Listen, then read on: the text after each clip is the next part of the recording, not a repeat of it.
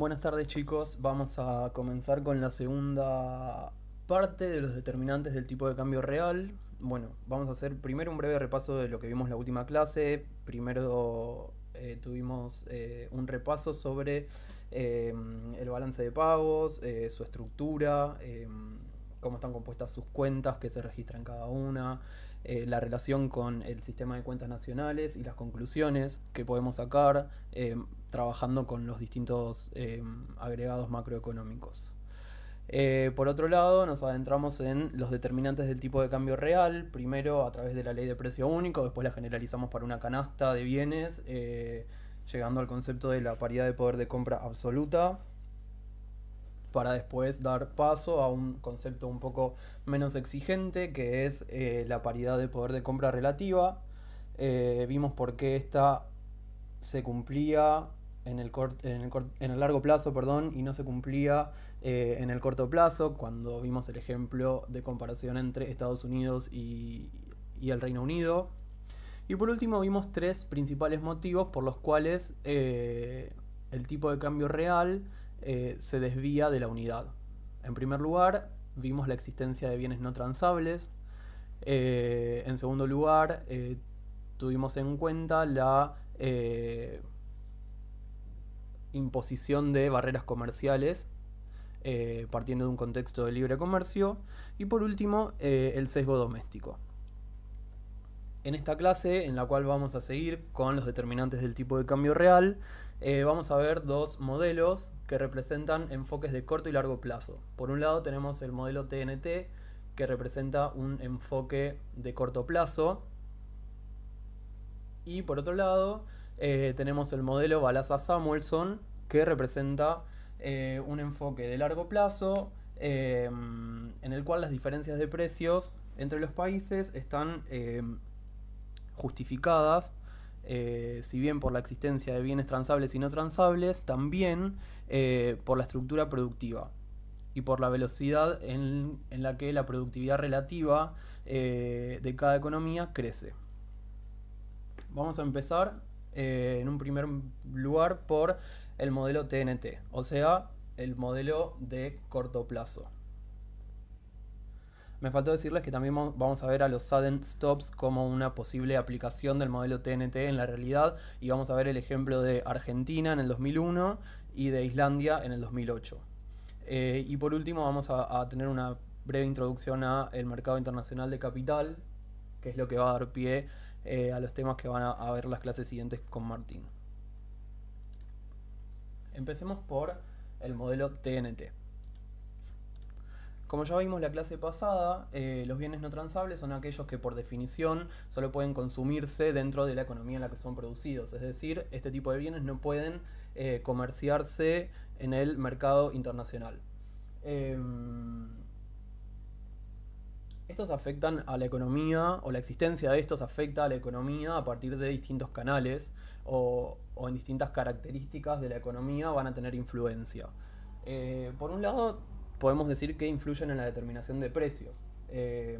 Como vimos en la clase pasada, si consideramos una economía que está compuesta por dos tipos de bienes, bienes transables y no transables, y que el nivel de precios, el nivel general de precios se determina como una función que tiene dos argumentos, y que estos argumentos son el precio de los bienes transables y el precio de los bienes no transables, entonces claramente la existencia de un bien no transable va a influir en la determinación de ese nivel general de precios. Por otro lado, también va a influir en la determinación de precios relativos, y si consideramos al tipo de cambio real como el precio relativo entre los bienes transables y los bienes no transables, entonces modificaciones en los precios de bienes transables van a influir en el precio relativo y van a influir entonces en las variaciones del tipo de cambio real. Por otro lado, también podemos decir que estos bienes van a alterar o van a determinar cómo se estructura la producción al interior de una economía. ¿Por qué? Porque si hay dos tipos de bienes, entonces hay que distribuir los factores productivos, hay que ver qué cantidad de trabajo se destina a la producción de cada bien, qué cantidad de capital se destina a la producción de cada bien. Y por último también va a influir en o va a determinar el resultado, por ejemplo, de distintas políticas macroeconómicas. Por ejemplo, si consideramos una economía que tiene un déficit comercial durante varios periodos corrientes, durante varios años, llega un momento en que ese déficit no se puede seguir sosteniendo, entonces la situación debe revertirse. Y hay que pasar a un superávit para poder generar el dinero necesario para pagar la deuda, ¿no? Porque un déficit se sostiene con deuda. Para poder generar este superávit es necesario política macroeconómica. Por ejemplo, una política fiscal contractiva que genere un aumento de los impuestos internos y que eso haga caer el consumo. La caída del consumo se va a ver reflejada en un exceso de oferta de los distintos bienes, tanto bienes transables como bienes no transables. Lo bueno, entre comillas, de los bienes transables es que si hay un exceso de oferta en la economía doméstica, ese exceso de oferta puede exportarse. Pero con los bienes no transables no pasa eso, porque no se pueden exportar. Entonces ahí se va a generar un problema. Y el proceso de ajuste va a llegar a un nuevo equilibrio con una nueva estructura de producción que va a estar influenciada por la existencia de bienes no transables.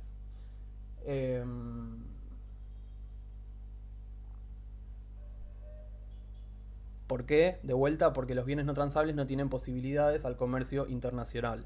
Entonces la oferta y la demanda internas deben equilibrarse. Deben equilibrarse en el sentido de que la oferta tiene que ser igual al consumo o a la demanda para que no haya excedentes. Y en ese sentido van a ver que el autor denomina a este equilibrio como equilibrio interno. Digámoslo o tratemos de explicarlo de otra forma, ¿no? Supongamos que hay una caída en la demanda interna por esto que les dije, porque hubo una política fiscal contractiva que subieron los impuestos, entonces disminuye el ingreso disponible y hay menos dinero disponible para consumir. Esta disminución no se traduce en un aumento de las exportaciones netas de bienes no transables.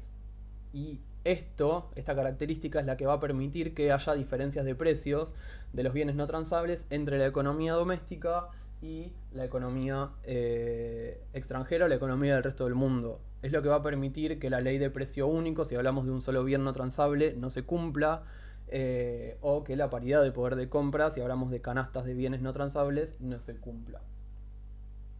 Y esto se constituye como un problema a la hora de comparar el costo de vida en distintas economías. El concepto de bienes transables y no transables, sobre todo el concepto de bienes no transables, existe hace mucho tiempo en la economía, más o menos desde Ricardo y Stuart Mill. Lo que ellos consideraban era que todos los bienes finales eran bienes transables y que todos los factores productivos que se utilizaban para la producción de estos bienes finales o todos los insumos, como por ejemplo el capital y la tierra, eran bienes no transables. Estos conceptos fueron modificándose a lo largo del tiempo y en realidad ahora hay bienes finales que son no transables. Pero bueno, la noción de bien no transable existe hace mucho tiempo. Entonces vamos a repasar un poco esto que estuvimos hablando y de esto se deduce que hay dos principales implicancias en la economía de la existencia de los bienes no transables. Por un lado, la imposibilidad de comercio internacional y por otro lado, cambios en la estructura interna de producción ante modificaciones de la balanza comercial. Sobre todo este resultado, el cambio en la estructura interna de producción ante cambios en la balanza comercial, va a ser el principal resultado que se deduce del modelo TNT. Que no se los voy a spoilear, lo vamos a ver ahora en un ratito. Bueno, y ahora nos vamos a concentrar en los determinantes de la transabilidad o no transabilidad de un bien. Por un lado tenemos un determinante natural o una barrera natural al comercio, que es el costo de transporte. Lo que decimos es que cuanto mayor es el costo de transporte de un bien, menor es el incentivo a comercializarlo de forma internacional. Y esto es importante analizarlo en relación al costo que tiene transportar un bien según su valor por unidad de peso. Por ejemplo, un bien que tiene un valor alto por unidad de peso, como por ejemplo el oro, va a tener un costo de transporte en proporción a su valor bajo. Entonces, por ejemplo, el oro es un bien que es casi perfectamente transable y que tiene el mismo precio en todos los mercados del mundo. Pero si comparamos el comercio del oro con el comercio del telgopor, por ejemplo, que un kilo de telgopor ocupa mucho espacio de transporte, entonces en relación al valor por unidad de peso, el transporte es muy caro, porque un kilo de telgopor ocupa mucho espacio, pero a su vez un kilo de telgopor vale poco. Entonces si comparamos el costo de transporte con el valor que tiene una unidad de peso de telgopor, no tenemos mucho incentivo a comerciarlo. Entonces podríamos decir que en términos de transabilidad el telgopor es menos transable que el oro. Por otro lado tenemos las barreras artificiales al comercio. Acuérdense, barreras naturales, el costo de transporte. Barreras artificiales son los instrumentos de política comercial. Cuanto más proteccionismo comercial haya, menos incentivos va a haber a comerciar determinados bienes a nivel internacional. Porque, por ejemplo, supónganse que, no sé, un celular sale $100 en Estados Unidos y que el costo de traer el celular desde Estados Unidos a Argentina es de $50. Entonces, en un mundo con libre comercio nos costaría $150 ese celular a nosotros argentinos. Pero supongan que se pone un impuesto del 100%, un arancel del 100% a la importación de celulares desde Estados Unidos. El teléfono deja de valer $150 y pasa a valer $300. Entonces, si ese mismo teléfono cuesta $250 en Argentina, no tenemos incentivo a comerciarlo internacionalmente, no tenemos incentivo a importarlo desde Estados Unidos, pero tampoco tenemos incentivos a exportarlo, porque sale $250 acá y allá en cambio sale 100, entonces no tendríamos competitividad, porque nuestro producto sería más caro. Entonces es un bien que, como consecuencia de una barrera comercial, se termina convirtiendo en no transable, cuando en un contexto de libre comercio podría ser perfectamente transable. A ver, las características que determinan si un bien es transable o no transable no son inmutables. Y por ejemplo, con el paso del tiempo hay mejoras tecnológicas que permiten reducir los costos de transporte. Entonces por ahí exportar un kilo de telgopor es barato y conviene hacerlo. Como también hay medidas proteccionistas que surgen con el tiempo y que desincentivan el comercio internacional y que entonces hacen que la transabilidad de los bienes se reduzca. Entonces, pasando en limpio, lo que podríamos decir es que cuanto menores sean los costos de transporte, mayor va a ser la transabilidad del bien. Y cuanto más proteccionistas sean los instrumentos de política comercial, menor va a ser la transabilidad de un bien. O mayor va a ser la no transabilidad. Vamos a adentrarnos ahora en el modelo en sí.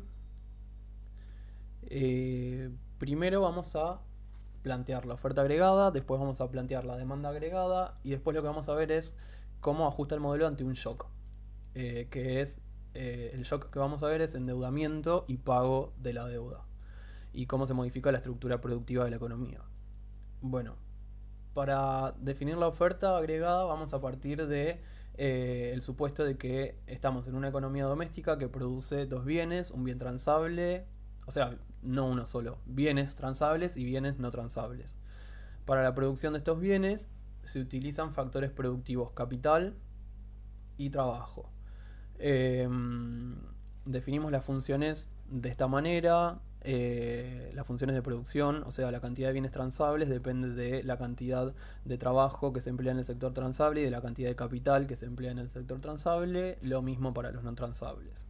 vamos a decir que la productividad marginal del trabajo es positiva, pero es decreciente.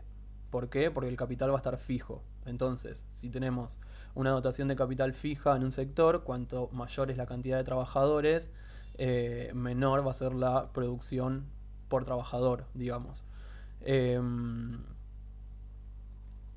Y el trabajo puede ser usado libremente en ambos sectores, o sea, pueden los trabajadores del sector transable pasar al sector no transable y viceversa. Vamos a suponer pleno empleo, de modo que toda la fuerza de trabajo de la economía está empleada, o sea que la fuerza de trabajo total es igual a la suma de la fuerza de trabajo empleada en el sector transable y en el sector no transable, y que el salario es el mismo en ambos sectores. Porque si no, si fuera distinto, todos trabajarían en el sector con salario más alto. Vamos a definir la frontera de posibilidades de producción, pero vamos a empezar con una frontera simplificada. Para tener una frontera simplificada tenemos que simplificar la forma de las funciones de producción. Vamos a suponer funciones de producción lineales y además que hay un solo factor de producción, o sea, trabajo. Si suponemos funciones de producción lineales, tenemos que la producción en el sector transable es igual a sub t por la cantidad de personas empleadas en este sector, que es la ecuación 4, lo mismo para el sector no transable. ¿Qué implica el coeficiente a sub t o qué nos dice? Por un lado, es la productividad marginal del sector, porque si hacemos la derivada primera de la función de producción con respecto al trabajo, nos queda que es A sub t en el sector transable y A sub nt en el sector no transable. Entonces sabemos que la productividad marginal es constante en ambos sectores. Y eso se debe a la linealidad de las funciones de producción. Y por otro lado, también los coeficientes A sub t y A sub nt indican la productividad media del sector, porque si dividimos a la función de producción de cada sector por la fuerza de trabajo empleada en ese sector, obtenemos el mismo coeficiente. O sea que en este caso la productividad media y la productividad marginal son iguales y son constantes y positivas. Vamos a despejar la fuerza de trabajo de ambas funciones de producción, de la función 4 y de la función 5, para reemplazar luego en esta ecuación que es la de pleno empleo. Cuando reemplazamos, obtenemos esta forma funcional que es la número 6. Y vamos a despejar, en este caso, la producción en el sector no transable, que nos va a quedar dependiendo de todos estos coeficientes que son fijos y de la producción en el sector transable. O sea que vamos a decir que esta ecuación lo que nos permite ver es la cantidad máxima de bienes no transables que se pueden producir dada una cantidad de bienes transables, ¿sí? Esta va a ser la ordenada al origen de la función, o sea, A sub nt por L, y esta va a ser la pendiente, que es una pendiente negativa y está compuesta por el cociente entre las productividades marginales o las productividades medias, que, como definimos que eran constantes, la pendiente en este caso va a ser constante y va a ser una línea recta. Acá tenemos la función, la frontera de posibilidades de producción. En el punto A podemos ver la cantidad máxima de bienes transables que se producen cuando la producción de bienes no transables es 0. Y en el punto B vemos la cantidad máxima de bienes no transables que se producen cuando se producen 0 transables. ¿Y cómo están determinadas estas cantidades? Por la productividad media del sector multiplicado por L, que es la fuerza de trabajo total, porque se supone que si se produce 0 en el sector transable, entonces toda la fuerza de trabajo va a estar empleada en el sector no transable. Y cualquier punto en este segmento nos indica distintas combinaciones posibles de bienes transables y bienes no transables que pueden producirse en una economía definida como la nuestra. Ahora, acá lo que vemos, o lo que indica este gráfico, es que la pendiente de la frontera de posibilidades de producción, en este caso, es igual al precio relativo de los bienes transables en términos de los bienes no transables. ¿Cómo llegamos a esa conclusión? Vamos a partir de la definición del beneficio de las firmas productoras de ambos tipos de bienes. El beneficio va a estar determinado por el precio que cuesta el bien, por la cantidad que se produce de ese bien, esto va a ser el ingreso, menos el costo de producción, que es el salario, por la cantidad de empleados que tiene la firma. Para todo I igual a T o a NT.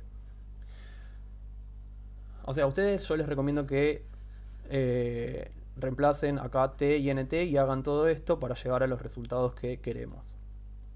En un mercado competitivo, el objetivo de la firma es maximizar el beneficio. Entonces, si hacemos la derivada primera de esta función para obtener la condición de primer orden, llegamos a la conclusión de que para maximizar el beneficio, el precio de cada tipo de bien tiene que ser igual al costo de producir una unidad de ese bien. Y el costo está determinado por el cociente entre el salario y la productividad media. Acá dice que de este resultado se deduce que el precio del producto es igual al costo del trabajo utilizado para la producción de una unidad de un bien, que está expresado en este cociente. Ahora, si reemplazamos en I, o sea, donde está la I, el subíndice, reemplazamos por transables y no transables, tenemos que el precio de los transables es igual al costo de producir una unidad de un bien transable y el precio de los no transables es igual al costo de producir una unidad de un bien no transable. Si definimos al precio relativo de los transables en relación al precio de los no transables y hacemos el cociente entre estas dos ecuaciones, los salarios se cancelan y nos queda que el precio relativo de los bienes transables en términos de los no transables es igual al cociente de productividades, que también podría definirse como la productividad relativa en el sector no transable en términos de la productividad en el sector transable. Y como les dije hoy temprano, en este modelo definimos a el precio relativo de los transables en términos de los no transables como el tipo de cambio real. Nada, este es un caso particular porque como estos dos coeficientes son constantes, el tipo de cambio real va a ser constante en la economía y no importa en qué punto de la frontera nos ubiquemos, el precio relativo siempre va a ser el mismo y entonces el tipo de cambio real también siempre va a ser el mismo. Bueno, nada, en realidad el tipo de cambio real, que es el precio relativo, es igual al valor absoluto de la pendiente, para hablar correctamente. Y acá lo que dice es que cuanto más empinada es la pendiente de la frontera de posibilidades de producción, o sea, cuanto más empinada sea, mayor va a ser el precio relativo, y como mayor va a ser el precio relativo, el tipo de cambio real va a estar más depreciado, y cuanto más horizontal sea esta pendiente, menor va a ser el precio relativo y el tipo de cambio real va a estar más apreciado. Ahora vamos a complejizar un poco más el asunto y vamos a ver qué pasa si consideramos dos funciones de producción más complejas. No van a ser lineales como las que tenemos acá, sino que van a estar definidas de esta forma, donde la productividad marginal del trabajo es decreciente, ya no es constante, y el capital sigue siendo fijo. Acá estamos. Llegamos a la conclusión de que la frontera de posibilidades de producción es cóncava al origen. Sin embargo, el capital sigue estando fijo en ambos lados, en el sector transable y en el sector no transable. La frontera de posibilidades de producción ya no es lineal. Entonces vamos a ver qué pasa cuando estamos en el punto A y nos movemos hasta el punto B. Si arrancamos en el punto A y nos movemos hacia el punto B, este desplazamiento nos indica que si reducimos la cantidad de trabajo empleada en el sector transable en una unidad, la producción en el sector no transable va a aumentar bastante. Pero a medida que nos vamos acercando hacia el punto B, reducciones en la cantidad de trabajo del sector transable se verán traducidas en incrementos cada vez menores en la producción no transable. ¿Por qué? Porque el capital en el sector no transable está fijo, y como está fijo, si yo sigo agregando personas que trabajen con una misma cantidad de capital, la producción por cada uno de los trabajadores va a ser cada vez menor. Eso es lo que nos indica que la productividad marginal del trabajo es positiva, pero es decreciente. Y lo mismo si nos movemos desde el punto B hasta el punto A. O sea, resignar cantidad de trabajo en el sector no transable, si partimos desde el punto B, en un primer momento va a implicar un gran incremento en la producción en el sector transable, pero a medida que nos acercamos hacia el punto A, el incremento va a ser cada vez menor. Entonces podríamos decir que la pendiente de la frontera de posibilidades de producción lo que nos indica es el costo de resignar trabajo en el sector no transable para producir en el sector transable, o también podría verse como el costo de resignar trabajo en el sector transable para aumentar la producción en el sector no transable. Y este costo está expresado por el precio relativo de los bienes transables expresado en términos de los no transables. Sin embargo, en este caso la pendiente ya no es constante, sino que va variando dependiendo del punto de la frontera de posibilidades de producción en el cual nos ubiquemos. Y va a estar definido por el cociente de las productividades marginales del trabajo en ambas funciones de producción. Perdón. Entonces, si nos ubicamos cerca del punto A o en un entorno cercano al punto A, la pendiente va a ser más empinada, el tipo de cambio real va a estar más depreciado y el costo va a ser más alto. O sea, el costo de dejar de producir no transables para producir transables, digamos. Y si nos ubicamos cerca del punto B, la pendiente va a ser menos empinada, o sea, la tangente a este punto de la curva, por ejemplo, va a estar así, y el precio relativo va a ser menor, el tipo de cambio real va a ser menor y el costo va a ser menor. O sea, el costo de dejar de producir bienes transables para producir bienes no transables para producir bienes transables va a ser menor. ¿Por qué? Porque, como dijimos acá, resignar una unidad en el entorno del punto B para producir más bienes transables tiene buenos resultados porque la producción se incrementa bastante.